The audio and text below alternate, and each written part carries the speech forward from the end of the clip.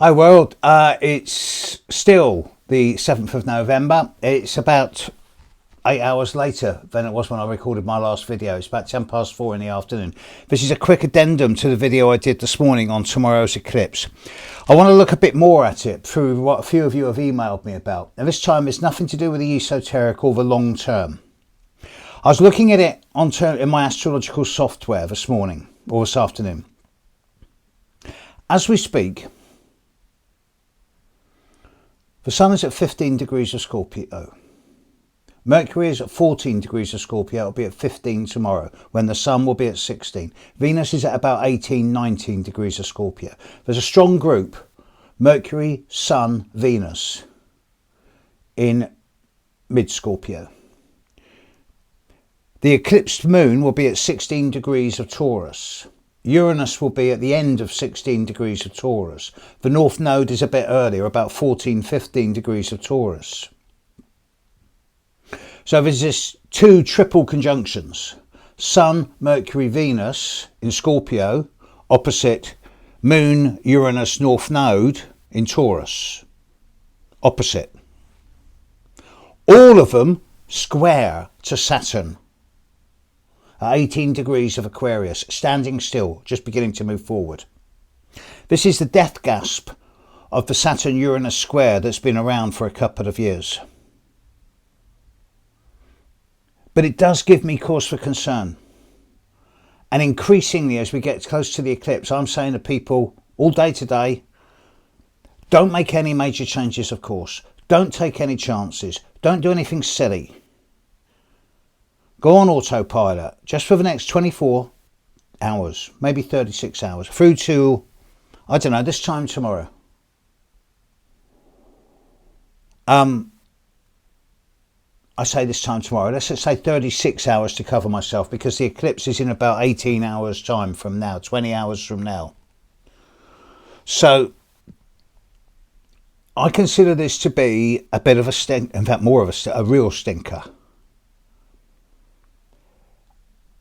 An astrological student emailed me as well to point out that the 95% eclipse of the moon that's coming up on the 5th of May is happening the day before King Charles's coronation. Charles became king on a void moon. That was unavoidable. But the proclamation was 1 minute after a full moon, and there was plenty of opportunity to change that date, and they chose to do it exactly on a full moon, which is rank stupidity in my opinion. Charles's coronation will be happening 24 hours after a near total eclipse of the moon in Scorpio, opposite Uranus still, when the Sun will be conjunct Uranus. This is folly. It makes me think that if the British royal family do have an astrologer, if Charles has an astrologer, either they're so incredibly intelligent because they're going against every contemporary form of astrological knowledge, or they're incredibly stupid. Because you do not have a coronation of a king within 24 hours of a near total eclipse of the moon. You just don't. It's a full moon. You have a coronation on a new moon, for God's sake. Something new. And it's further, because the eclipse tomorrow and the eclipse on the 5th of May are all very strongly square Pluto in Charles's chart, in Leo, in his first house of self. Pluto in Charles's chart rules Scorpio, which is his sun sign, and it rules his 5th house, the area of procreativity, creativity, children. It seems to me that if he is getting astrological advice, then the person who's giving him that advice does not have his best interests at heart. As I said in another video recently, where's John D when you need him?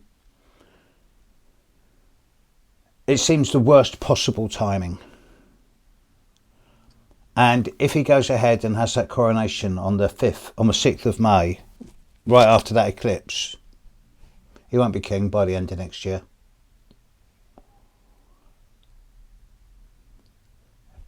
Despite the fact, including the fact that he has Uranus opposite his Sun from July, August of next year onwards. Look, I don't want to get too doom and gloom, Because at the end of the day, the planets impel, they don't compel. We retain free will, we retain options to change our mind, to make our own lives. The planets help us. They sometimes hinder us, but they help us if we want them to, if we work with them. So just be a little bit cautious in the next 24 to 36 hours. Okay, sermon over. Catch you after the eclipse. Don't forget to light a candle. Bye now.